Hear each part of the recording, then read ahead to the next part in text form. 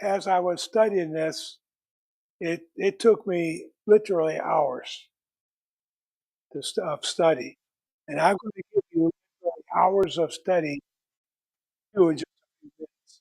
Okay, so it's not fair for you to hurry up and have to come up with the same study that I had. You'll just have to listen carefully. All right. Now we're going to look at a few clues, and these are going to be line upon line, precept upon precept. The first one's not going to tell you anything. The second one's not going to tell you anything. The third one is not going to tell you anything. But you put all of these together, and we're going to tie them together, and I believe you're going to start to see something at least halfway during the study tonight. Okay. All right. First thing is this: you got to remember that the Jewish religious year begins with the month Nisan. Is Their Jewish year is not the same as ours. Their Jewish calendar is not the same as ours. And remember, the Bible is, I said this many times before, the Bible is Israel centered. That means it's centered around Israel and the Israelite culture. Okay? It is not centered around America. It is not centered around Europe. It is not centered around Japan. It is definitely not centered around Russia, although I believe Russia is in the Bible, prophesied in the Bible.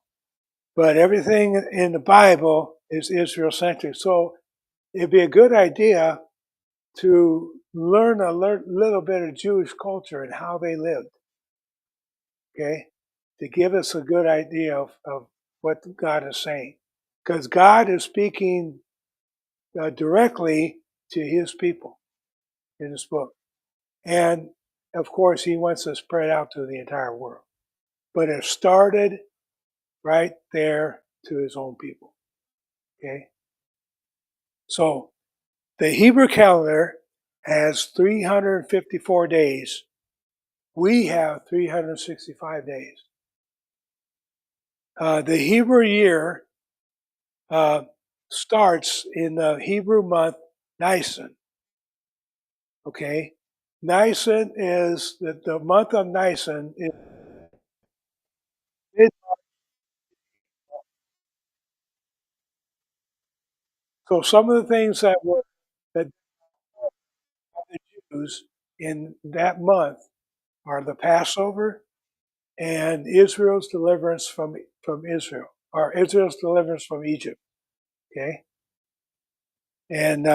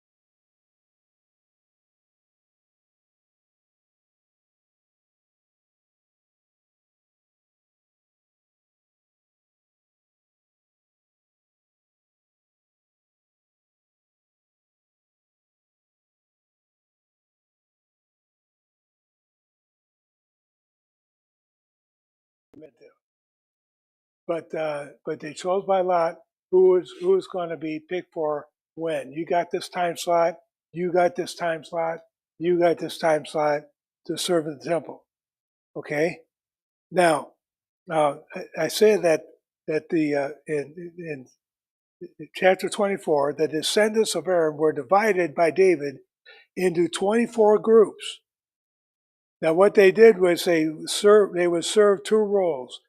They would serve the role of governor of the sanctuary and governors of the house of God. And that is found in 1 Chronicles chapter 24 and verse 5. Look at up there. They were divided by lot, one sort of another, for the governors of the sanctuary and the governors of the house of God were of the sons of Eleazar, of the sons of Ithamar. All right. Now, so then it would seem then from 2 Chronicles chapter 23, verse 8, that the priests served for a week at a time. Okay? They served for a week at a time. So each group knew when they were due to leave their homes and go to Jerusalem for their time of service. Okay? when I was in the reserves, I was given the billet. For 2 weeks out of the year, I was supposed to go to Jacksonville, Florida, 1 year, and Cutler, Maine for another year, and so forth. So I knew the whole year long when I was going to be having to serve my 2 week time. That's when they knew. See, they were given a time and they knew it, and so each would serve. They would serve twice a year. They would serve once in the early part of the year and once in the next part of the year. Usually in the fall. The second part was in the fall. The first week was in the early spring. All right, and so now everybody, all the priests, had to be there for all their special feasts: the Feast of the Tabernacles, the Feast of Passover, the Feast of the First Fruits. Every priest had to be there. But when it wasn't time for their national feast, it was, one priest would go over and he would serve for 1 year, and then it was that way for for early spring and for the early fall. All right. Now, still it doesn't tell you anything.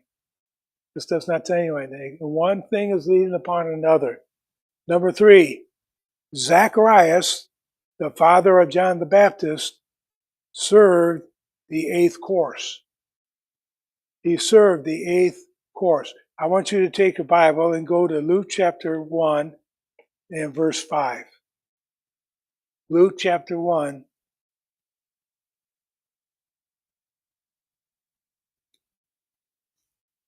and verse 5. There was in the days of Herod, the king of Judea, a certain priest named Zacharias. Okay, now we're looking into the New Testament now, aren't we? We're looking at getting closer, much closer